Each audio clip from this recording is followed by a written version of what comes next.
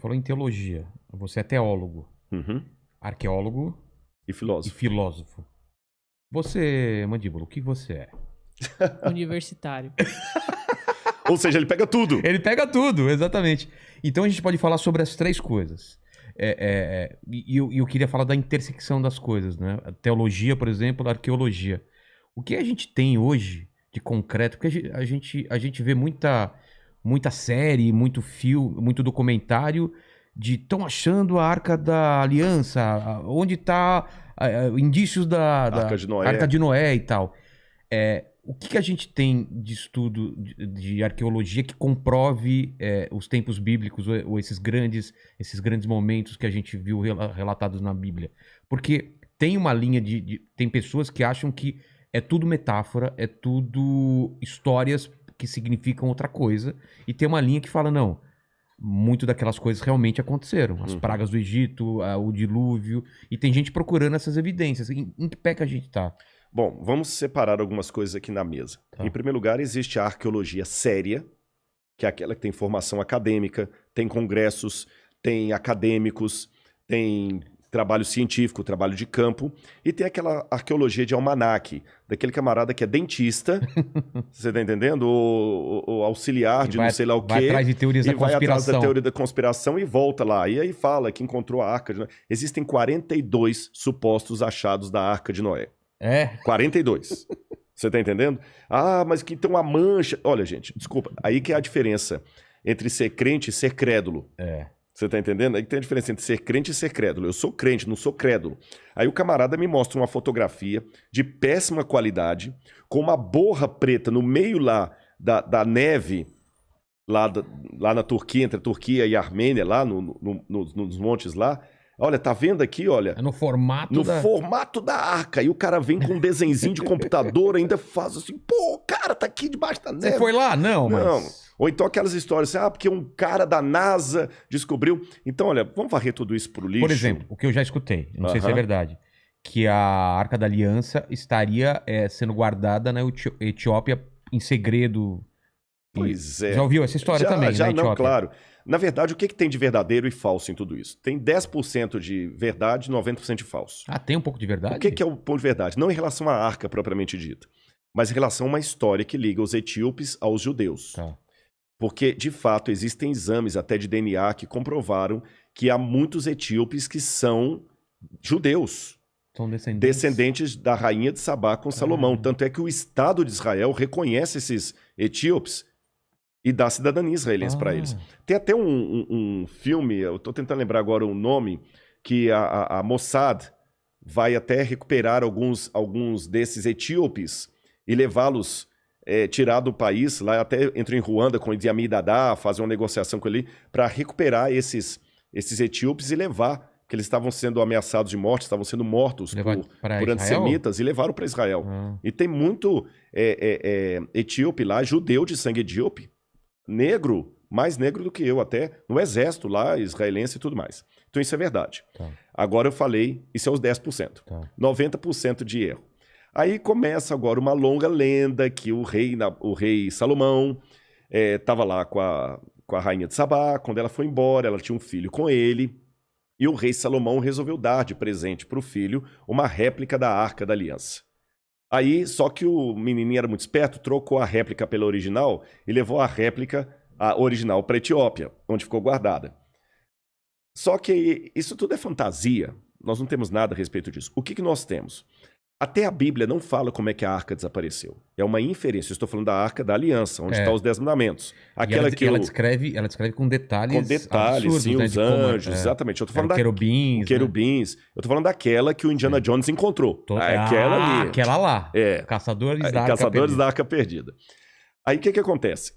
Quando Nabucodonosor, em 587 a.C., ou antes da Era Comum, como os judeus preferem dizer, quando Nabucodonosor destruiu Jerusalém e o templo, ele levou instrumentos do templo para a terra de Sinar. Isso era comum, tá certo? Eu venho cá, domino você, eu vou pegar os seus deuses. Saqueia. E a arca desaparece do cenário, não se fala mais nela. Quando os judeus reconstroem o templo, na época de Zorobabel, e esse templo até o templo que Jesus vai conhecer, não havia mais a arca lá dentro. Até o livro de Macabeus, que é um livro deuterocanônico, fala que mãos piedosas, entre elas Jeremias, esconderam a arca. Então é a única informação que nós temos. Então alguém escondeu Escondeu. mesmo. Ela está desaparecida. Eu poderia até aventar, nem sei se poderia chamar de hipótese, algo menos do que hipótese, uma inferência, Tá. que essa arca, se for assim mesmo, se ela desapareceu na época de Nabucodonosor para ela não ser levada para a Babilônia, ela talvez estaria debaixo do Templo Monte. Quem vê uma foto de Jerusalém, tem aquela cúpula dourada, Tá ali era o debaixo. lugar do templo. É. Ela pode estar ali debaixo. Aí você fala, pô, por que não vai lá e escava? Pô, que eu não quero proclamar a Terceira Guerra Mundial. Exatamente. Só O lugar é isso. sagrado pros Dos muçulmanos, de onde Maomé Nossa. foi assunto ao que paraíso. treta. Não Nossa. pode. Você entendeu? Eu, de certa forma, escavei o Templo Monte. Ei, Mas como? Eu vou revelar aqui. uma colher, né? Não, foi, mas é que tem... E a minha esposa também, ela participou disso comigo. Os próprios administradores do Templo Monte ali, que são árabes, jordanianos, eles começaram a fazer uma reforma estrutural lá na Mesquita de Al-Aqsa e também no Domo da Rocha, clandestino. E eles tiravam caminhões e caminhões de entulho dali de madrugada. E levavam esse entulho e jogavam lá perto do Monte Scopus, lá perto da Universidade Hebraica. Um universitário, para fazer jus aqui Ao mandíbula. ao mandíbula. Olha a importância do universitário, É. viu? O nome que aparece é do doutor lá, mas o universitário que ajudou.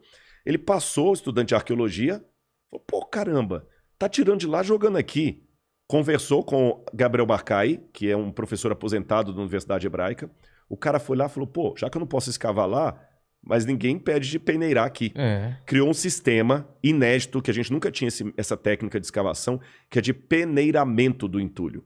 E a gente encontrou muitas coisas ali, como, por exemplo, o azulejo do primeiro templo, etc, Caramba. etc. E foi assim que eu participei também, o Sifting Project, que eles chamam. Ainda está em curso ainda. Mas, até agora, nada da arca. Mas os árabes estão escavando, então? Não. Foi uma reforma. uma reforma clandestina. Ah, tá. Escavaram, mas não com fins arqueológicos. Ah, entendi. Você entendeu? É como se você vá abrir uma vala aqui, Entendi. tira a terra e joga lá. Pô, o Vilela não deixou Meio- escavar na casa dele, mas tirou a terra e na terra tinha selos, selo do rei Ezequias, encontraram muitas moedas romanas. Então, muita coisa foi encontrada. Mas, separando ainda naquela que eu falei, a arqueologia séria não tem nada a ver com esse sensacionalismo, tá bom? E para explicar, dar até alguns exemplos para você, eu tenho que fazer duas advertências aqui para todo mundo que está assistindo a gente. Tá. Em primeiro lugar, a pior estupidez que alguém pode falar, seja ele crente ou descrente, é falar a arqueologia comprova a Bíblia. Não é papel da arqueologia fazer isso. Por uma coisa muito simples, já iniciada por Francis Bacon e sistematizada por Stuart Mill. Método científico. Tá bom? O método científico, ele tem as suas delimitações e a sua objetividade. Eu não posso usar o mesmo método científico para objetivos diferentes. Por exemplo, o método científico usado para descobrir uma vacina para o Covid não é o mesmo método científico utilizado para poder descobrir qual material de construção civil é mais resistente à deteriorização. Não é o mesmo método científico que eu vou usar numa tese de doutorado em filosofia clássica. Tá certo? São métodos diferentes. Então, se eu estou estudando Freud e a psicanálise, eu vou usar um método. Se eu estou usando estruturas em construção de engenharia civil, é outro método. Se eu estou estudando parasitose, Vou dar um outro exemplo, método. um exemplo real. Quer que abra? Quero. Aqui, vamos ver se eu vou conseguir. Não vai explodir isso Não, aqui, é assim, não, né? É aba assim, plaque. Black. Por exemplo, o Santo Sudário. Uhum. Através de métodos científicos, você consegue comprovar a idade. Ele é da Idade Média, do século XII. Então não é. Não é da época de Jesus. Ah, já foi provado que não Foi é da. provado. Carbono 14. Eu Santo fui Sudário. lá em em Turim. Fui lá e fui enganado. Conseguiu então. ver? Porque eu não vi. Quando eu fui lá, ele tava fechado atrás de uma... Ficava fechado, mas acreditei no que. O Santo Sudário não é... Já foi comprovado, então. Ele é do século XII. Ele é do século XII. Mas foi forjado? Forjado. E aquele que está ali no Santo Sudário, nem morto ele estava, porque o sangue ainda está escorrendo. E quando o morto morre, não tem, né? Morto fazer outra coisa, né? O sistema circulatório para de funcionar e o sangue não escorre. E ele está com a mão assim, está escorrendo. Então tem vários elementos ali que mostram. Então, o método científico é diferente do que você vai usar para... Você deu um exemplo bom aí, para datação, etc. Então, o que acontece? Por uma questão de método, eu não vou poder, pela arqueologia, provar, por exemplo, que Maria era virgem quando deu à luz a Jesus. Que Jesus ressuscitou. Isso é sandice. Você entendeu? É querer usar gasolina de avião para carro. Não funciona. Então não posso falar assim, a arqueologia comprova a Bíblia. Se alguém fala isso, ele não está sendo acadêmico. Mas vamos pensar assim, eu consigo entender um pouco mais do Jesus histórico. Bingo. Agora você colocou o dedo na questão. A arqueologia, ela me ajuda a compreender 2 elementos. Letra A, o contexto bíblico, que me lança luz sobre muitas passagens da Bíblia que sem arqueologia eu não ia entender. Exatamente. Você está entendendo? Eu não ia entender. E, em segundo lugar, a arqueologia também me permite verificar se a história que a Bíblia apresenta é fato ou mito. Então. Aí, nesse sentido, eu posso falar o seguinte, a arqueologia comprova a historicidade da Bíblia Sagrada. Ah, tá, mas não a veracidade. Não a veracidade, mas a veracidade vai vir como? Ela vai vir num segundo momento. Por quê?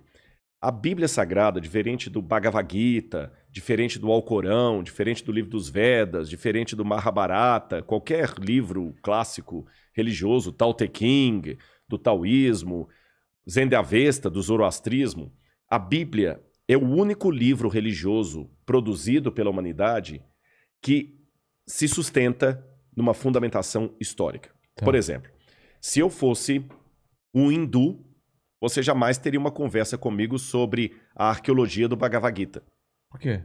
Porque para o hindu, Krishna e Arjuna, personagens chaves aí, podem ser mitológicos que não muda nada a vida dele. Entendi. Não precisa ter uma comprovação de alguma coisa de vivência na Terra. Que aquilo é só uma filosofia mental. Entendi. A Bíblia não. A Bíblia aponta para fatos históricos e ela mesma se coloca à prova. É como se a Bíblia dissesse, se a Bíblia fosse uma pessoa, ela diria o seguinte para você: a prova maior de que eu sou a palavra de Deus é que a história que eu conto é verdadeira. Se a história bíblica for verdadeira, a equação me empurra para acreditar que a teologia que se assenta nessa história também será verdadeira. E o contrário também é verdade. Eu tenho formação em filosofia. Se amanhã comprovarem, para longe de qualquer questionamento, que Sócrates não morreu tomando cicuta, que ele morreu com 100 anos de idade, feliz e com uma renca de filho, não vai mudar nada a minha função como filósofo. Vou fazer uma atualização, mas não vai mudar nada. Mas, por outro lado, se amanhã provarem, para longe de qualquer questionamento, que Jesus não morreu crucificado naquele festa de Páscoa, absurda. Acabou o cristianismo. Acabou. Mas não tem mais espaço. A pedra fundamental do cristianismo é a ressurreição. Sim, é a ressurreição que mostra a evidência de que Deus tem o poder sobre a morte e outras coisas mais. Mas eu não vou analisar a ressurreição com os mesmos critérios de CSI, querendo saber quem que matou Getúlio Vargas. Esse que é o problema. Aliás, colocando isso, até digo uma coisa que muita gente não entende. Eu tenho muitos amigos que são ateus, que são céticos, e aliás, eu vou até dar um testemunho para você.